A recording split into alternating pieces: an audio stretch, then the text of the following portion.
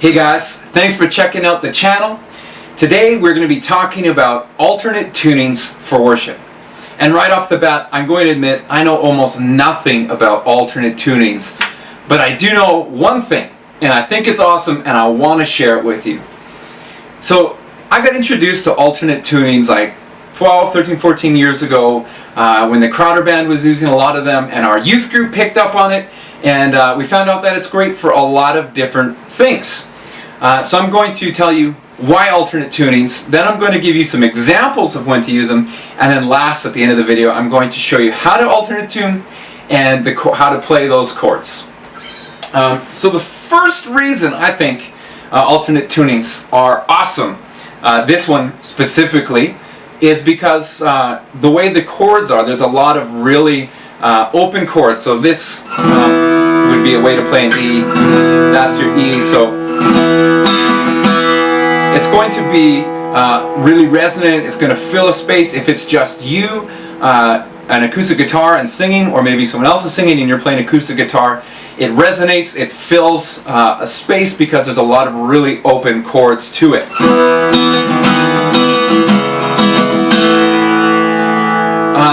The other reason I think an alternate tuning, this one in particular, is really awesome is because you can play some melody lines. So if you're playing in worship or even like a coffee house setting, then you can play chords but also some melody lines in between your singing, which I think is a pretty cool sound. And then finally, if you've got two acoustic guitars playing for worship set,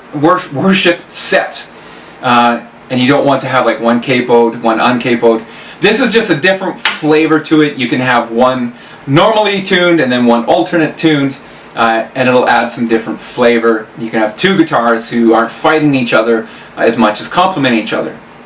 So I'll give you a few examples. The first time I learned this alternate tuning was David Crowder's song I Need Words, which is still one of my favorite songs.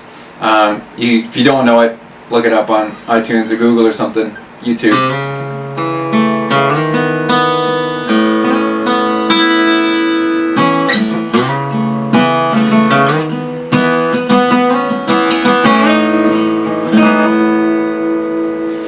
And then we found out, it's not just great for picking, but also for strumming. So one of the songs that was big way back then was Let Everything. So you can do these big strumming chords. The chords with bass notes also sound pretty cool with this. So here's an example of just big chords for a song.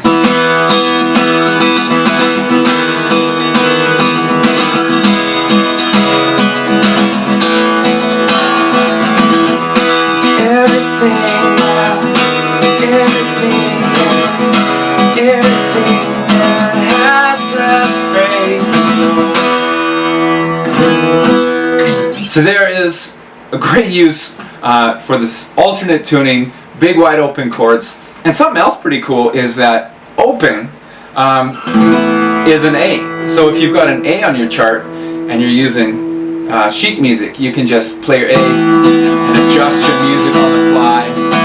People will be like, whoa, he's magic. And no, it's not. It's just a cool alternate tuning. So let's talk about playing some melody while you are chording. If you saw my video for Reckless Love, the acoustic cover I did, this is the tuning that I used for it. So the intro for the song is C sharp minor to the B to the A to the E. That's cool, but if you're playing, like I said, by yourself or something, and you want to add some flavor, it's really easy to add some of the lead notes in there. So you can play it like this.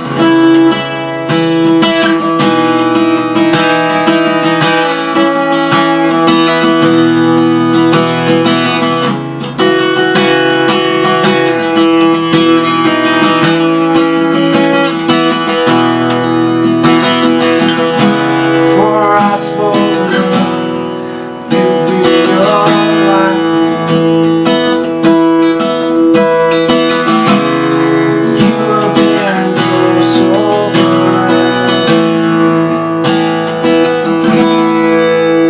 example, another cool one that it works for is Our God, which is C sharp minor for the intro, to the A, to the E, to the B, and then of course the lead line goes a little something like this.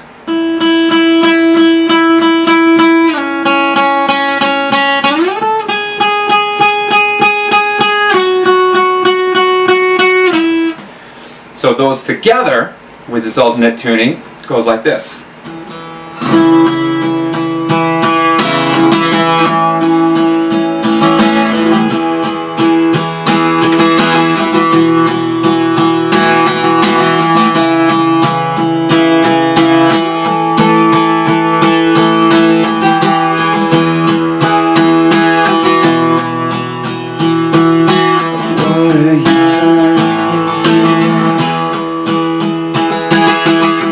In the eyes of the light, there's no one like,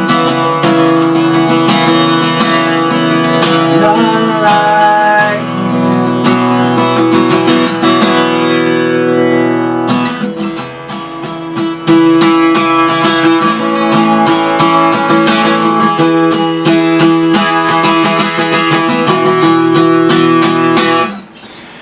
So it's pretty easy once you get the hang of it. I know learning a whole new chording system can be difficult, but it's also super fun to play around with. So now let me just show you the tuning, and then I will show you the chords, which if you really know your music, if you know your theory and all that stuff, it's going to be super easy. You don't need this. For me, I don't know a lot of theory. I just had to memorize the chord shapes. And so this is, it's not truly an open A. I don't know what it exactly is, but when you play an open chord, this is an A. All of the notes in this are an A. So it is E, A, just like normal. And then your middle two strings are going to be E, E. Exactly the same note. And then B, E. So the outside, the first two strings, last two strings, tune just like normal. But the middle two, you're going to tune to E. So your D, you're going to tune up to an E. Your G, you're going to tune down to an E until it sounds like this. So the notes you need to know is your E, your F sharp minor, your G sharp minor, your A, B, C sharp minor. If you're playing in the key of E, you only need to know those 6. If someone writes a song with a chord outside of those, I don't know what you're playing anymore, some kind of jazz or something. So let me adjust the camera. I'm going to do a close-up here of my hands so you can see what's going on. Alright, so here we are, E, A, E, E, B, E. So your E is just, you put one finger on the 2nd fret on the 2nd string, so on the A string on the 2nd fret. That is your A, or sorry, your E. Your A is open, E. And then your B, you're just adding a finger on the 3rd string 2nd fret. So what would be your D string, which is now E, that's your B. So you've got your E, your A, E, B. So with those 3 chords you can play almost every song, but we do need a few more. So your F sharp, you're just going to play your normal F sharp bass, so on your E string, 2nd fret, and then the next note, which is the way you'd normally play it, 4th fret on the A string, so you can just strum those out, and that's your F sharp minor. So you got E, F sharp minor,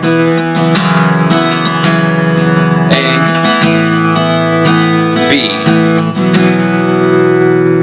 And your G sharp minor is almost too simple because you're just going to move your F sharp minor up 2. So you got E, F sharp minor, G sharp minor, A.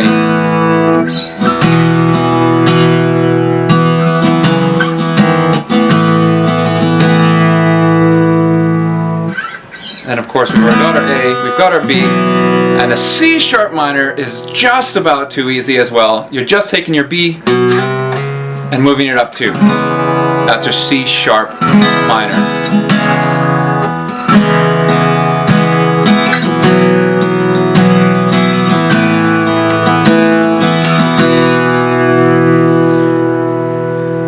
So those are the basic ones. Now some of the cool bass notes that you can throw in there. So here's your E. Here's your E over G sharp.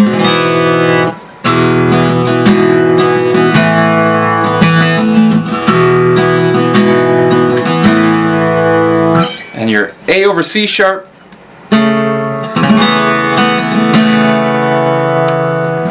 So another way to play your A is this kind of upside down D shape. So on the 5th fret, put your middle finger, 4th fret, your pointer, and then your ring finger on the 5th of those first 3 strings. So that's another way to play your A. Here's an A, here's an A.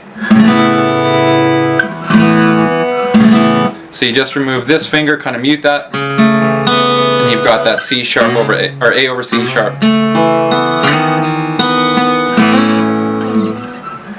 You move that up 2, there's your B. So just some different ways to play. And then up here, another way to play your E. Here's your E, here's your E. So up here on the 7th fret, on the A string and the D string. And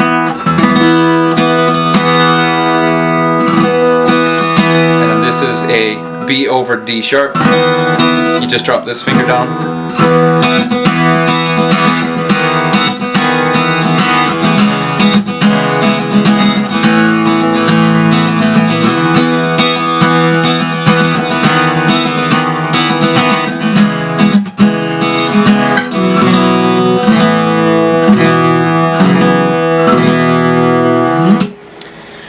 The other, this sounds awesome in E, and the only other one that I'll ever use it for is G.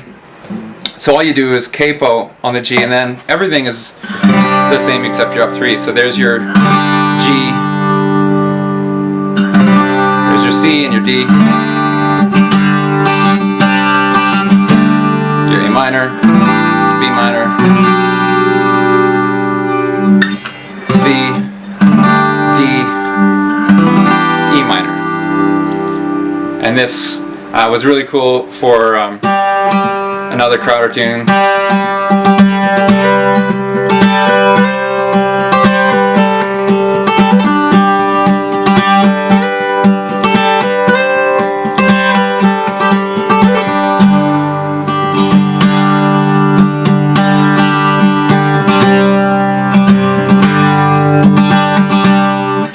Alright, well, that is pretty much all of it. I hope it made sense.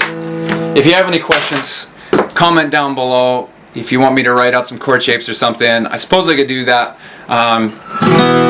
If this was helpful, I'd appreciate it if you like, share, and subscribe to the channel. Thanks a lot for watching, guys. I appreciate it. God bless you.